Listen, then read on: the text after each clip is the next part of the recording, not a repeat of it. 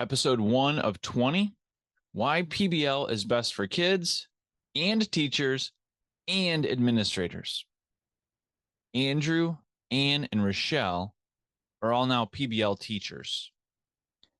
They were traditional teachers and they were very good. They understood best practices. They were doing the best they could for kids, developed really neat senior projects. Like they were doing the things. And then they found project based learning and they found the way that they always wanted to teach. And they would each individually tell you their personal why and how it connected to it. But each one of them had a moment where they really felt like they were starting their career over again in a really good way.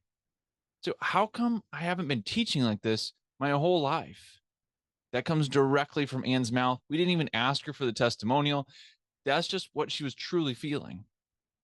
Skylar, Tatiana, Devon, all learners whose lives were completely changed by project based learning.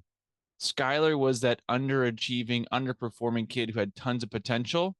Now he's an Instagram influencer in Los Angeles, living his dream life. Tatiana was the kid that was super good at getting points. She was the point getter. She knew how to do it. You had a highlighted word, you wanted it in this box. She was going to put it there. She was going to crush it. And then project based learning flipped her world upside down. Now she had to think critically, solve problems in order to get her points. Points weren't the biggest thing. She actually had to learn. And that took her a second, but she would tell you now that she's a social studies PBL teacher that it's the best way to learn. Devon was that C plus kid that was really great at sports, was a leader. He got C's because his mom said, if you get anything less than a C, you can't play sports. So, of course, he got C's, but it turned him into a real leader. He started creating his own political rallies and bringing in the candidates to have real debates on the real topics because that's what was important to him. That was just in high school. He's doing amazing things now. Every administrator should bring project based learning to their school because it's best for these three groups. The first group is kids. The kids in your school deserve project based learning. And the research shows that if you're at a Title I school, if you're at a school where learners are struggling or maybe don't have the additional benefits that other students might have, that the research shows that they need project based learning so they have context and what I call handles for the learning. If you're trying to do skill and drill to get your school to have a better state test score, the reason it's not working is because your learners don't have the additional context. Let's say that they're trying to study perimeter and persuasive writing. They don't have a whole lot of context for what perimeter even is in order to be able to figure that out as third graders. But when you wrap it around this PBL unit where you're building raised garden beds for the local senior center, now there's all kinds of adult experts that are speaking into this work. And all those additional details that might seem like extra fluff are actually the context and content they need in order to understand the key skills and details you're trying to teach them. They also become empowered. So if you have any learners that might be apathetic or not really jumping in to learn, first they've got to go from apathetic to engaged. PBL does that extremely well because you have authentic problems that you're trying to solve. You give the why behind the learning, and then they actually move from engaged to empowered as they start to develop employability skills and they are given voice and they're given choice in their learning.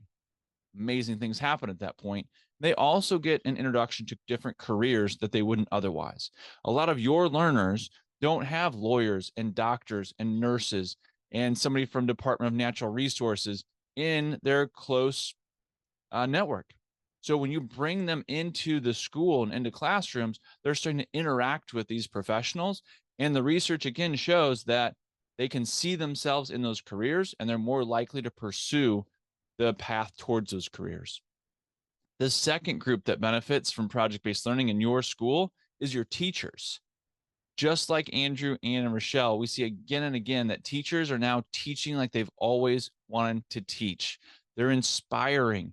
They're bringing in their content standards with real rigor, and their kids are learning the deep part of their content that your teachers love. It's really, really exciting. That empowerment piece doesn't just stay at the student level. Your teachers are now empowered. They become problem solvers. There's new intentionality. They're looking at their power standards and figure, how do I get my learners to master this? And they start solving problems before it gets to you. Wouldn't that be awesome? There's also a level of transparency that teachers eventually like. Some will shy away from it, and a lot of times it's because they might be hiding some deficiencies in some of their best practices. But what the real go-getters will understand, and when I say go-getters, I still mean the early and late majority on the innovation curve. The majority of your teachers will want to be really great teachers. But when you make it transparent, it starts to show where they might be lacking in a certain skill. Maybe it's in their formative assessments, but project-based learning shows all those things. And now there's an avenue for them to ask you for a workshop.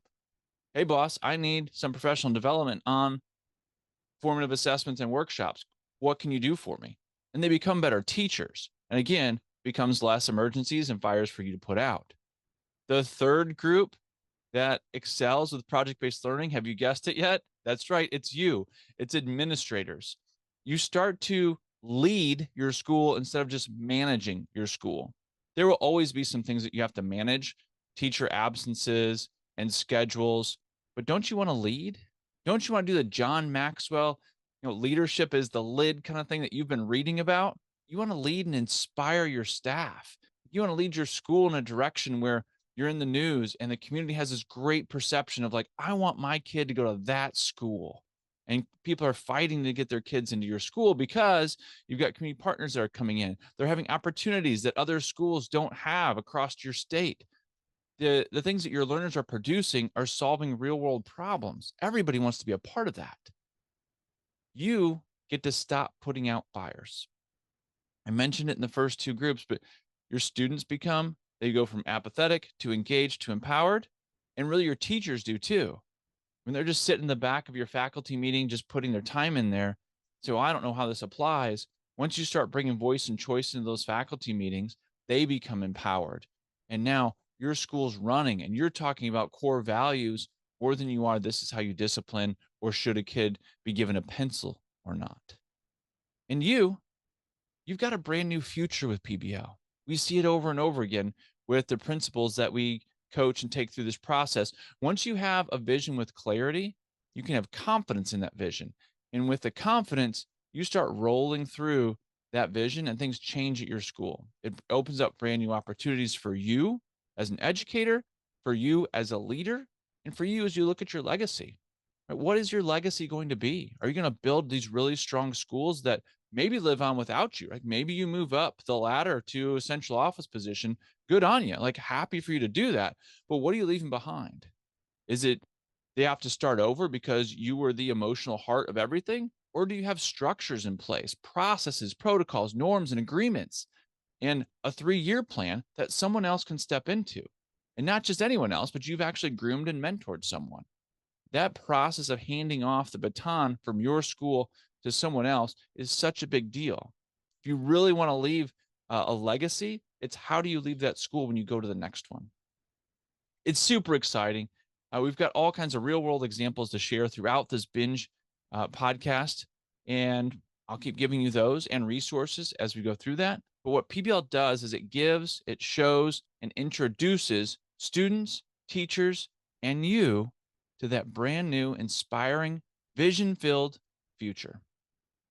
If you go to whatispbl.com, that's whatispbl.com, you'll get your first set of resources to continue you on your PBL journey. Tune into the next episode where I define what is PBL.